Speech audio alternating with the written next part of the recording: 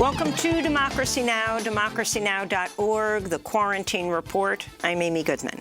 In Minnesota, the doctor who tried to save George Floyd's life at a Minneapolis emergency room last May testified Monday asphyxia was the likely cause of Floyd's death. With no evidence Floyd was killed by a heart attack or drug overdose.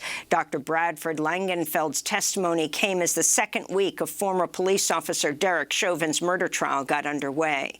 Also testifying was Minneapolis Police Chief Arredondo, who told prosecutors Chauvin violated department policies and showed a disregard for life when he kneeled on George Floyd's neck for over 9 minutes.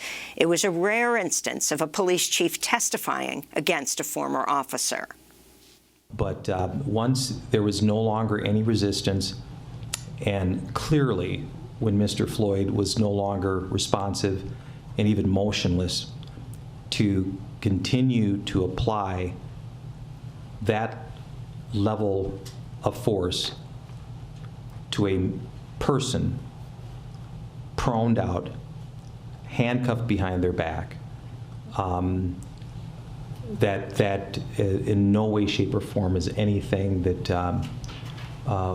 is by policy, it is not part of our training, and it is certainly not part of our ethics or our values. Police Chief Arredondo is among a number of high-ranking law enforcement officials who've condemned Derek Chauvin's actions during the trial. Yet Chauvin racked up 18 complaints over his 19-year career as a police officer, raising questions about why he remained on active duty at the time of George Floyd's killing. The United States reported over 79,000 new coronavirus infections Monday as cases continue to rise nationwide, led by soaring rates of infection in Michigan. In Montana, Republican Governor Greg Gianforte, who ended a statewide mask mandate in February and pushed local governments to drop COVID-19 restrictions, has tested positive for coronavirus. Governor Gianforte received his first dose of Pfizer vaccine 4 days before his positive test result, which came a day after he attended Easter Sunday services at Grace Bible Church in Bozeman. In Waco, Texas, thousands of college students who'd gathered in Baylor University's football stadium to watch the NCAA basketball finals rushed the field Monday night after their team won the national championship. The students packed together for celebrations, few of them wearing masks. Meanwhile, in Arlington, Texas, over 38,000 fans packed the home opener of the Texas Rangers Major League Baseball team Monday. The Rangers said masks were required, but the rule was widely flouted. It was the first time in over a year that any professional sports team in the U.S. has allowed its stadium to fill to capacity. As of Monday, just 16% of Texas residents had been fully vaccinated against COVID-19. Florida has become the latest state to open vaccinations to everyone 16 and older. The move follows accusations that Republican Governor Ron DeSantis prioritized wealthy communities that were connected to political donors for vaccination pop-up sites. The Biden administration has set up its own federally run vaccination sites in Florida's biggest cities to combat what it says are racial disparities in vaccine distribution. This is White House Press Secretary Jen Psaki.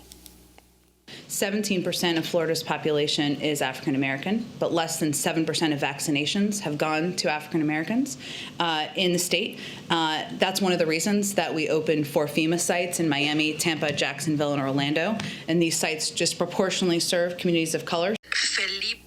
Ukraine has tightened public health measures as a surge of COVID-19 cases is threatening to overwhelm hospitals. It's part of a massive wave of coronavirus infections sweeping Europe and Latin America. Saudi Arabia says it'll open Islam's holiest site in Mecca to pilgrims throughout the month of Ramadan, but only to those who've been vaccinated against COVID-19 or who've recovered from the disease. Public health agencies are warning Haiti has yet to receive a single dose of COVID-19 vaccine for its 11 million people, with further delays now likely to postpone a scheduled first shipment of vaccines due to arrive in May. The Pan American Health Organization says Haiti's government failed to apply for a pilot program that would have sped up deliveries of doses under the UN's COVAX initiative. Haiti remains in deep political turmoil after U.S.-backed Jovenel Moïse refused to leave office after a 5-year term as required by Haiti's constitution. In February, February, the Biden administration sided with Moise's claim that he can serve for another year. The Biden administration's lifted Trump-era sanctions imposed on International Criminal Court prosecutor Fatou Bensouda and another top ICC official for the court's investigation into U.S. war crimes in Afghanistan. Secretary of State Tony Blinken, however, reaffirmed U.S. opposition to the probe as well as to the ICC's investigation into Israeli war crimes in the occupied Palestinian territories. Israel's president has given Prime Minister Benjamin Netanyahu a chance to form a coalition government after elections in March failed to produce a clear winner for the fourth consecutive round of voting. This comes as Netanyahu's corruption trial has opened at a district court in Jerusalem. Netanyahu is accused of bribery, fraud, and breach of trust. On Monday, the former CEO of an online news site testified he was ordered by the company's owner to drop negative stories about Netanyahu and to trash his rivals. Prosecutors say in exchange, Netanyahu enacted regulatory decisions worth hundreds of millions of dollars to the owner. Netanyahu is also accused of trying to push tax breaks to benefit an Israeli billionaire movie producer after receiving gifts from him, including expensive cigars and champagne. Netanyahu has repeatedly lashed out at reports over corruption, calling them fake news. This is how they try to overthrow a powerful prime minister from the right. This is what an attempt at a coup looks like. Back in the United States, Senate Democrats have unveiled a plan to overhaul the U.S. taxes on corporations more than 3 years after President Trump and Republican lawmakers cut the top corporate tax rate from 35% to 21%. On Monday, West Virginia Democratic Senator Joe Manchin said he opposes a White House plan to raise the corporate tax to 28%, saying he might be open to a partial rollback of Trump's corporate tax cut to 25%. Manchin's a key swing vote in the evenly divided Senate. Meanwhile, Treasury Secretary Janet Yellen called Monday for a minimum global corporate income tax to help pay for President Biden's proposed $2.25 trillion infrastructure and jobs plan. This comes as a new study finds at least 55 of the wealthiest U.S. corporations, including FedEx, Duke Energy, and Nike, paid $0 in taxes last year on tens of billions of dollars in profits. Arkansas Republican Governor Asa Hutchinson has vetoed a bill that would have criminalized doctors providing gender-affirming treatment to transgender youths following massive pressure from activists against the legislation. The governor spoke from Little Rock Monday. House Bill 1570 would put the state as the definitive oracle of medical care, overriding parents, patients, and healthcare experts. While in some instances the state must act to protect life, the state should not presume to jump into the middle of every medical, human, and ethical issue. This would be and is a vast government overreach. This bill could still become law if Arkansas's legislature votes to override the governor's veto. Republican lawmakers in at least 17 other states are considering similar bills. This comes just a month after Governor Hutchinson signed a bill into law aimed at banning trans women and girls from participating in sports. Meanwhile, Virginia has become the first state in the South to ban individuals charged with killing LGBTQ people from using so-called gay and trans panic as a defense for lesser charges or a reduced sentence.